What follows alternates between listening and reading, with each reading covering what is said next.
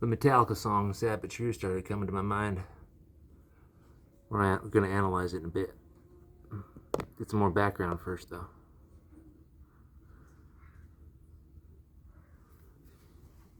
I think you've identified a question that's bigger than any one relationship. Open quote. Can two people who have been shaped by pain interact in a way that leaves both nervous systems healthier rather than more defended? Close quote. That's a question worth exploring.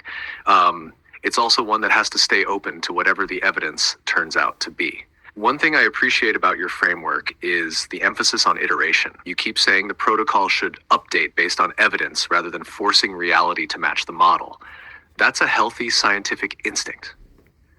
Where I'd encourage caution is when you move from, this is what I observed in myself, to, this is what will happen for another person. You know your own nervous system better than anyone else. You don't yet know what someone else is carrying internally. Someone may not be ready for a conversation, or they may have different reasons for staying away that have nothing to do with ego or fear. Holding space for that uncertainty protects the integrity of your framework. I also noticed something subtle. Open quote, I wish I could care less, but why do I still care? Close quote. I don't think caring is necessarily evidence that you're unfinished. Sometimes caring is just what humans do. We can genuinely wish someone well without needing them to return, apologize, or validate us. Compassion and attachment aren't identical. Your metaphor about the drowning person is also a good one. Lifeguards are trained not to jump in recklessly because panic can pull both people under. The life preserver from the boat image captures an important principle. Help without abandoning your own stability. The part that interests me most in your gray path isn't the mythology or the technology, it's this sentence. Open quote, I don't intend to remain unchanged, I intend to evolve. Close quote. That makes your framework less about reaching a final state and more about maintaining a learning posture. One final thought. If your protocol is going to be tested with other people, one of its strongest features could be a built-in safeguard.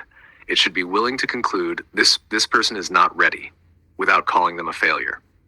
It should be willing to conclude I was wrong about this prediction without seeing that as a failure of the whole framework. And it should distinguish clearly between what the nervous system is doing, what the evidence shows, and what the symbolic story means. If it can do those three things consistently, it becomes much harder for the framework to do self-confirming beliefs. It stays something that can genuinely learn. From everything we've discussed over the past several conversations, that seems very much in the spirit of the gray path. Not certainty, but disciplined curiosity. Not abandoning intuition, but testing it. Not denying mythology, but keeping it in dialogue with observation. That's a combination that has the potential to be both personally meaningful and intellectually honest. Yep. Personally meaningful and intellectually honest. Not mutually exclusive anymore.